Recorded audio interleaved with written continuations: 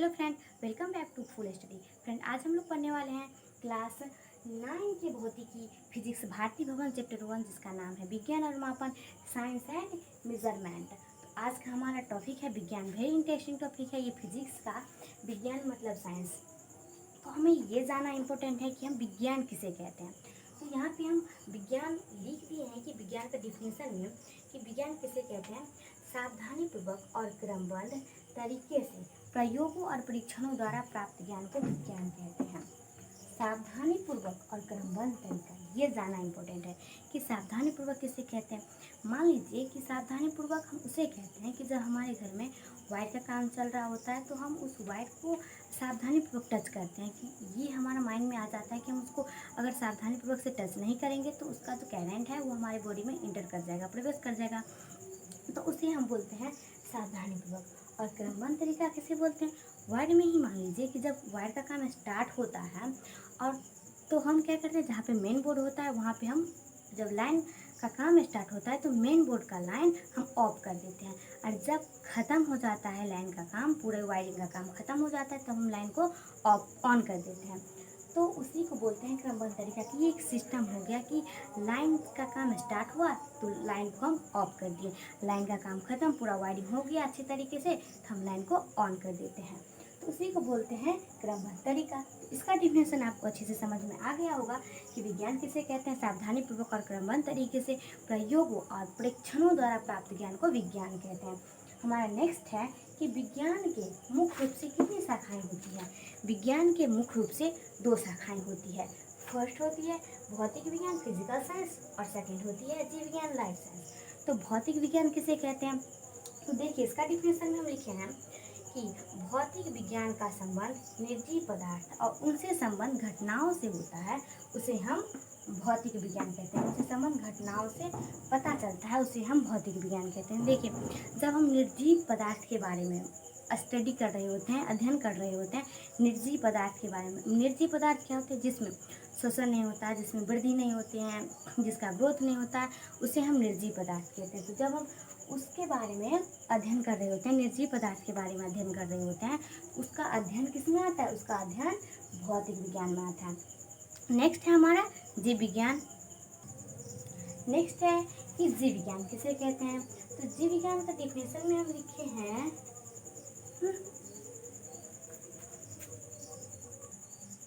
तो देखिए कि जीव विज्ञान किसे कहते हैं। तो जीव विज्ञान का डिफिनेशन में हम लिख दिए हैं कि जीव विज्ञान का संबंध सजीव पदार्थ और उनसे संबंधित घटनाओं से होता है, उसे हम जीव विज्ञान कहते हैं। सजीव पदार्थ और उनसे संबंधित घटनाओं से होता है। अब सजीव पदार्थ किसे कहते हैं, तो सजीव पदार्थ हम उसे कहते हैं जिसमें ग्रोथ होती है, जिसमें श्वसन की क्रिया चलती है, जिसमें बढ़ोतरी होती है, उसे हम सजीव कहते हैं। निर्जीव भी हम पढ़े थे कि जिसमें ग्रोथ नहीं होती है, जिसमें लंबाई नहीं बढ़ती है, उसे हम निर्जीव कहते हैं। और सजीव जिसमें ग्रोथ होती है, जिसमें लंबाई बढ़ती है, उसे हम सजीव कहते हैं। जिसमें श्वसन की क्रिया होती है उसे हम सजीव कहते हैं। तो जीव विज्ञान का संबंध सजीव पदार्थ और उनसे संबंधित घटनाओं का पता चलता है। जब हम सजीव के बारे में अध्ययन कर रहे होते हैं, कुछ भी सजीव के बारे में अध्ययन करते हैं, पेड़ पौधा हो या जीव जंतु हो, कुछ भी सजीव के बारे में हम अध्ययन करते हैं, तो वो किस में आता है, वो आता है जीव विज्ञान में। नेक्स्ट हमारा है कि भौतिक विज्ञान की कितनी शाखाएं होती है। भौतिक विज्ञान की 2 शाखाएं होती है। फर्स्ट भौतिकी और सेकंड रसायन शास्त्र। भौतिकी मतलब फिजिक्स और रसायन शास्त्र मतलब केमिस्ट्री। तो अब भौतिकी मतलब अभी जो हम पढ़ रहे हैं क्लास 9 का जो ये भौतिकी है, इसके बारे में हम बहुत सारी चीज़ पढ़ेंगे। इसके बारे में हम गति पढ़ेंगे, फिर गुरुत्वाकर्षण पढ़ेंगे, बल पढ़ेंगे। तो इसी के बारे में यही कहा गया है यहाँ पे कि इसकी भौतिक है। और रसायन शास्त्र रसायन के बारे में भी इसी क्लास में हम 9th में जो आता है एक और बुक केमिस्ट्री, तो उसमें भी हम बहुत सारे पढ़ेंगे। उसमें हम पढ़ेंगे परिवर्तन के बारे में, फिर उसमें हम पढ़ेंगे एटम के बारे में, उसमें परमाणु अणु के बारे में पढ़ेंगे। तो वो आता है केमिस्ट्री में, क्लास 9th का बुक है वो केमिस्ट्री। और सेकंड है कि जीव विज्ञान की कितनी शाखाएं होती है। जीव विज्ञान की 2 शाखाएं होती है। फर्स्ट वनस्पति विज्ञान और सेकंड प्राणी विज्ञान। तो जीव विज्ञान की 2 शाखाएं होती है, वनस्पति विज्ञान मतलब बॉटनी और प्राणी विज्ञान मतलब जूलॉजी। नेक्स्ट है हमारा कि वनस्पति विज्ञान।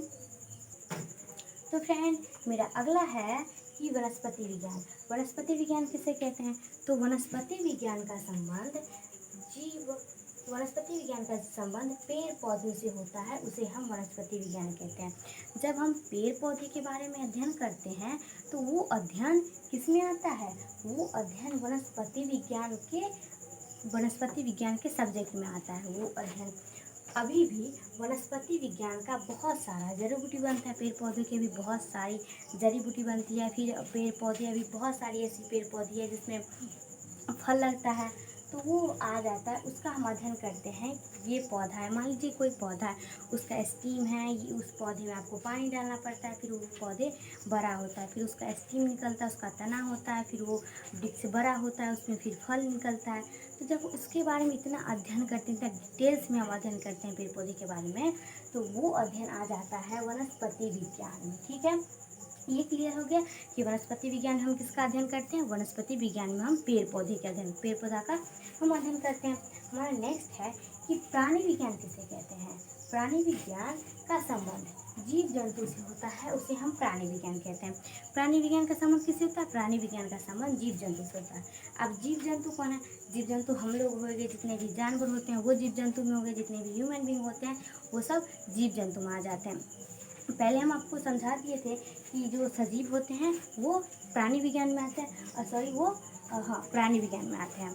तो जीव जंतु के जितने भी जीव जंतु के बारे में हम लोग अध्ययन करते हैं तो उसका डिफिनेशन आ जाता है प्राणी विज्ञान में। तो मान लीजिए जीव जंतु में क्या अध्ययन करते हैं कि ये एनिमल ये है, ये एनिमल ये है, ये एनिमल ये खाता है, ये एनिमल ये खाता है, फिर ये एनिमल जो है वो दूध देती है, फिर गाय जैसे दूध देती है, फिर ये एनिमल है जैसे कि कोई घास खाती है, एनिमल घास खाती है, तो इसके बारे में हम अध्ययन करते हैं कि एनिमल दूध देती है, फिर एनिमल घास खाती है, और इन बहुत सारे इसका जो डंग होता है, एनिमल डंग देती है, मतलब एनिमल जो गाय होती है वो गोबर देती है। तो इसके बारे में जब अध्ययन करते हैं सजीव के बारे में, हम ह्यूमन में हो गए हम लोग, जीव जंतु जीव हो गए। तो जैसे कि हम खाना खाते हैं तो हमारा डाइजेस्टिव सिस्टम अलग होता है, पचाने की क्रिया अलग होता है, फिर श्वसन की क्रिया अलग होती है, हम लोग में ग्रोथ होता है। तो जितने भी जीव जंतु होते हैं उसका अध्ययन हम जब करते हैं तो वो अध्ययन किस में आता है, वो अध्ययन आता है प्राणी विज्ञान में। हमारा नेक्स्ट है किसी वैज्ञानिक के काम करने के कितने मुख्य अंग होते हैं, कि किसी भी वैज्ञानिक जो काम करता है उसके कितने मुख्य अंग होते हैं, वो किस तरीके से काम करता है। और यहाँ पे लिखा गया है किसी वैज्ञानिक के काम करने के तरीके, अर्थात वैज्ञानिक तरीके से काम करने के कितने मुख्य अंग होते हैं। तो कितने मुख्य अंग होते हैं, तो देखिए किसी वैज्ञानिक के काम करने के तरीके, अर्थात वैज्ञानिक तरीके से काम करने के 5 मुख्य अंग होते हैं। अब 5 मुख्य अंग कौन कौन होते हैं वो हम यहाँ पे देखते हैं।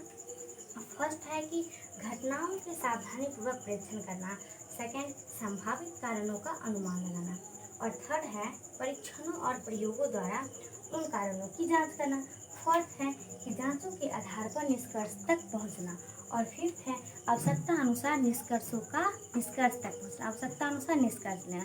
तो हम फर्स्ट के बारे में यहाँ पे चर्चा करते हैं कि घटनाओं का सावधानीपूर्वक परीक्षण करना। मान लीजिए कि ये वैज्ञानिक तरीके से काम करने का ढंग हो गए। कितने ढंग होते हैं इनके, कितने अंग होते हैं, 5 अंग होते हैं।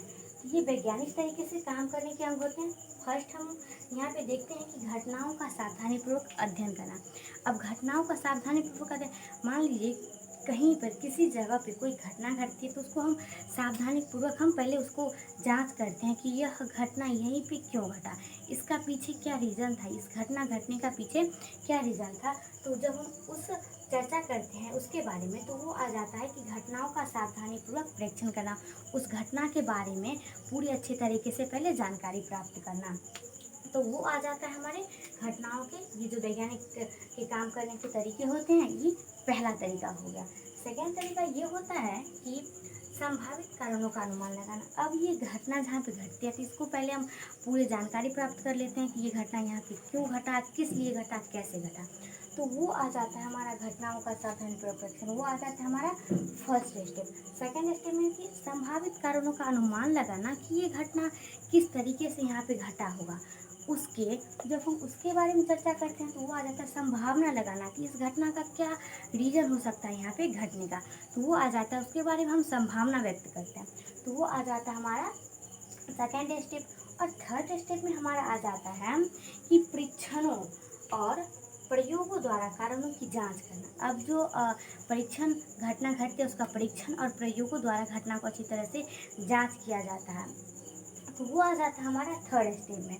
उसको घटना का अच्छी तरह से जांच कर लिया जाता है कि ये घटना यहाँ पे घटा है, इसका पीछे ये रीज़न था, तो वो सब जो पूरे पता लग जाता है, तो वो आ जाता है हमारा थर्ड स्टेप। हमारा फोर्थ स्टेप है कि जांचों के आधार पर निष्कर्ष तक पहुंचना। अब देखिए यहाँ पे कि घटना का सावधानीपूर्वक प्रेक्षण भी हो गया। घटना का सावधानीपूर्वक प्रेक्षण होने के बाद उसका संभावित कारणों का अनुमान भी लग गया और परीक्षणों और प्रयोगों द्वारा उनका जांच भी हो गया। और फोर्थ में जो था हमारा कि जांचों के आधार पर निष्कर्ष तक पहुंचा। अब निष्कर्ष तक पहुंचना मतलब क्या, जो घटना का पूरा क्लियर है, अब हम घटना के निष्कर्ष तक पहुंचेंगे कि इस घटना का क्या, इसका जो इसका घटना का क्या जो निष्कर्ष होता है, इस घटना का अब क्या किया जाए, इसका अनुमान जो लगाया जाता है, अनुमान लगा के इस घटना का पता लगाया गया। फिर पता लगाने के बाद जब ये घटना के निष्कर्ष तक, मतलब इसका अंतिम डिसीजन क्या होगा, वहाँ तक हम लोग, ये फोर्थ स्टेप था। फिफ्थ स्टेप है कि आवश्यकता अनुसार निष्कर्षों में परिवर्तन आना। मतलब क्या, निष्कर्ष निकालिए, फोर्थ स्टेप में हम लोग निष्कर्ष निकालिए। फिफ्थ स्टेप है कि निष्कर्ष में परिवर्तन लाना, कि यह इस घटना का ये निष्कर्ष अंत में ये डिसीजन निकला। किसी भी घटना का लास्ट डिसीजन होता है, तो वही है यहाँ पे कि फिफ्थ, आवश्यकता अनुसार निष्कर्षों तक, निष्कर्षों में परिवर्तन लाना। तो ये थे हमारे वैज्ञानिक के काम करने के तरीके के पहचान, कि इस तरीके से कोई भी काम करना चाहिए, सावधानीपूर्वक काम करना चाहिए, और ये 5 स्टेप को फॉलो करना चाहिए। किसी भी घटना, जहाँ पे कोई भी घटना घटती है, तो ये 5 स्टेप वहाँ पे फॉलो करना चाहिए। पहले क्या, घटनाओं को सावधानी, किसी भी काम में पहले जो काम करते हैं उसको, उसमें पहले हम सावधानीपूर्वक परीक्षण कर लेते हैं, फिर उसका संभावित अनुमान लगा लेते हैं, फिर उसका परीक्षणों और प्रयोगों द्वारा जांच कर लेते हैं। और चौथा स्टेप क्या होता है हमारा, जांचों के आधार पर निष्कर्ष तक पहुँच जाते हैं कि इसका अंतिम डिसीजन क्या होगा। तो फ्रेंड, इस वीडियो में इतना ही। मिलते हैं हम लोग नेक्स्ट टॉपिक, नेक्स्ट वीडियो के साथ। तो फ्रेंड, ये वीडियो अच्छी लगी हो तो वीडियो को लाइक, शेयर और सब्सक्राइब जरूर कीजिएगा, ताकि इस चैप्टर का कोई भी हम वीडियो अपलोड करेंगे उसका नोटिफिकेशन सबसे पहले आप तक पहुंचे। तब तक के लिए थैंक्स फॉर वॉचिंग वीडियो।